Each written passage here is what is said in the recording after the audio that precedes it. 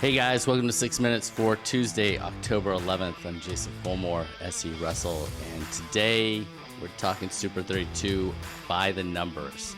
So the pre-seeds have been out for a few days at least, and we're going to delve into that probably on Thursday, maybe Wednesday. We'll see if I can get George Dixon, who's the head official, to come on for an interview that will be hopefully posted on Wednesday. But before we get to that, I think it's really important to look back at past information to help us understand or put into context future information or future data. For those of you that don't know, I'm very much a data person. That's what I do professionally. So statistics and everything else are very much, and the numbers are very much where I kind of gravitate to. That said, I didn't have a ton of time to go back in time to pull together a longitudinal sample of the Super 32 as it relates to the numbers.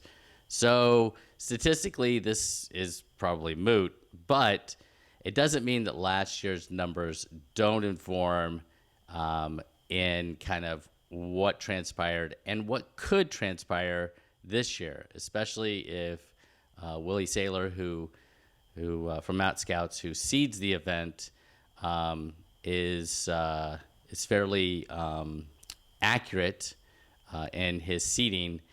We probably will see some similar types of numbers, I would guess, this coming year. So let's jump to, we're going to do 4 slides, and I'm going to talk a little bit about it in brief. And really, again, this is just context for when we actually talk about the pre-seeds, and really, ultimately, it won't matter until the seeds come out, because we almost always have pre-seeds that don't make weight or change weights, or they get injured, or whatever happens, and we have a little reshuffling towards the end. So let's jump first to placing from last year. And as you can see down the column, the seed column, these are our seeds from 1 to 8. Now, Willie seeds out way more than 8. But let's go with the 8 seeds. And again, if this is your first time to Super 32, this is a huge tournament. Brackets of 256, 128, very similar to like Fargo type of brackets. So battling through and getting through the tournament is definitely a thing. So being seated in top 8 does put you in a advantageous position. But at the end of the day, you have to go out and wrestle. You have to go out and compete. So as you see this, the number 1 seed, the number that didn't place in the top 8 that were a number 1 seed was 0 out of 14 weight classes. So basically, if you're a number 1 seed, the likelihood that you're going to place is very high. It's very high that you're going to be a champ. There are 7 champs that were number 1 seeds. So half of the champs last year were number 1 seeds. 2 seed, there were 3 that didn't place. 2 champs. 3 seed, 5 didn't place. 0 champs. There were no champs that were 3 seeds a year ago. 4 seed had 1 that didn't place and 2 champs. So again, as you look down the numbers, you begin to see, at least in the number that did not place, especially as we get to number 6, number 7, number 8, those numbers go up dramatically. Number of 6 seeds that didn't place was 5. 7 seed, the number of seeds, or the number that didn't place was 8. And for the 8th seed, 12 of the 14 8 seeds did not place in the top 8. Now, is it their position in the bracket? Were they not seated correctly? Was it that the 9 seed really should have been the 4 seed and knocked them out, and then something had occurred, and I don't know, a number 1 coming back through knocks out the 8th seed or something along those lines? It happens. But what we were looking for here is kind of a trend. And as you look down the champs, Nico Ruiz from California, he was the number 5 seed who took a title last year at 152. And PJ Duke, who beat our very own in the Southeast, Corey Land, in the 126 pound final was the number 6 seed who won a title.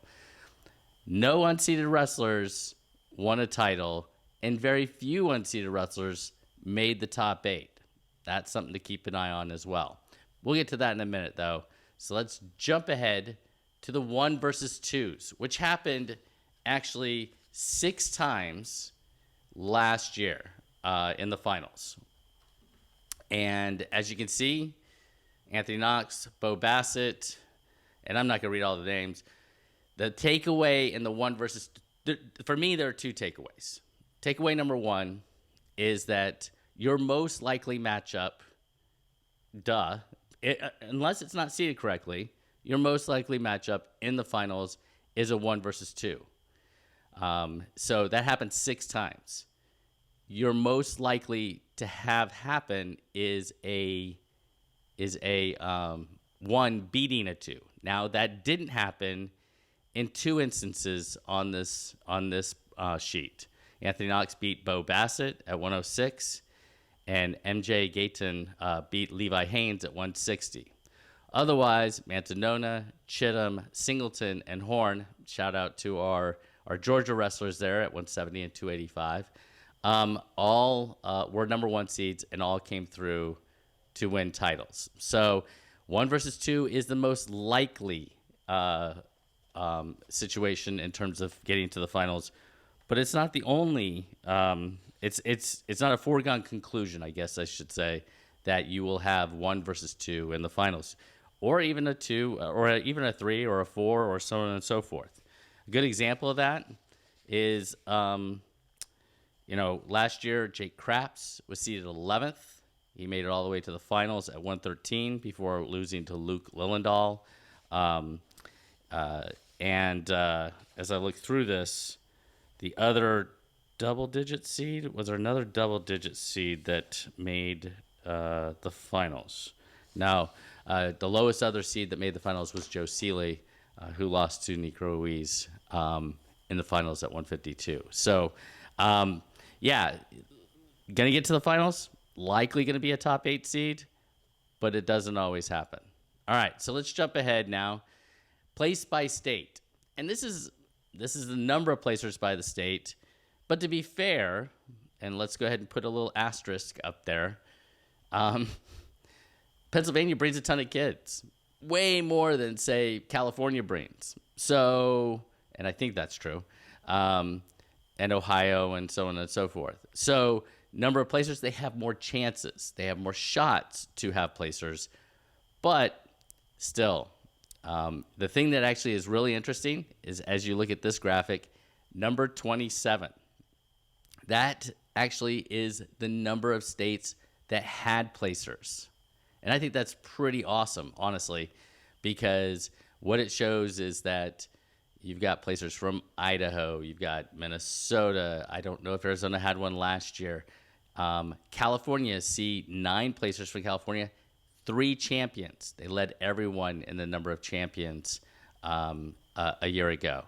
So Pennsylvania, New Jersey, Ohio, only states with double-digit placers a year ago at Super 32. California had 9, 3 champs. Georgia and Florida round out the top 5 with 6 placers each. And we'll look to that on Thursday to see if Florida and Georgia can replicate those numbers this year. And if they can, who might be the individuals from Florida and Georgia, Alabama, North Carolina, South Carolina, Tennessee, who will make the podium. So, all right, so let's go to our final graphic. And this is the graphic that I'm really interested the most. And the reason is that it puts a lot of things in perspective. Okay, first, the seeds go down. I don't know. I've seen 20-something seeds, maybe top 32 seeds in a 256-pound or 256-person bracket.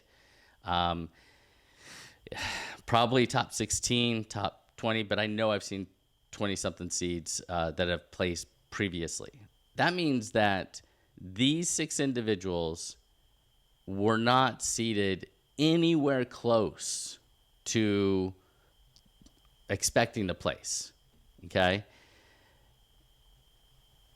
And the takeaway for me in that situation is that yes, there is a difference between the individuals at the very top who are competing for that belt and the individuals who are making the podium, and then the individuals who make the podium versus those individuals who are trying to make day 2 or 3 and 2 or blah, blah, blah, blah, blah, blah.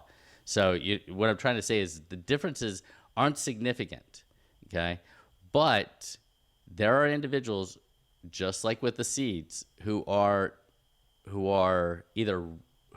either wrestle well above what everybody thinks they should wrestle, or they weren't placed in the right spot by seeding to begin with.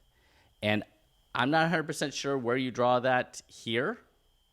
I'm not sure how Brendan Abden wasn't seated at all at 152.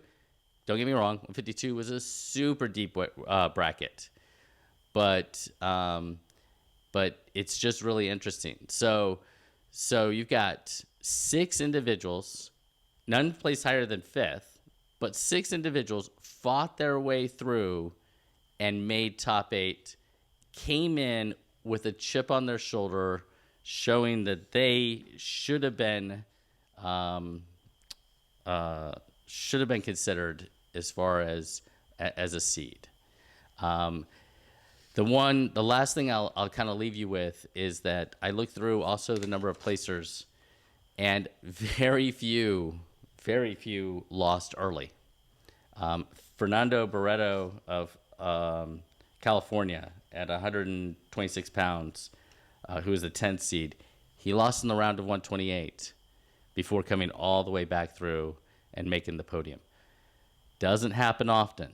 So you definitely want to get 4 or 5 X number quarterfinals type of get to that point if you're going to have a real legit shot at making the podium at Super 32. In fact, that would be a really interesting thing to look at is over the course of the entire tournament, how many placers lost before the quarterfinals that ended up making, what percentage of them ended up coming back and actually making the podium. So maybe that'll be a task I look at in the future.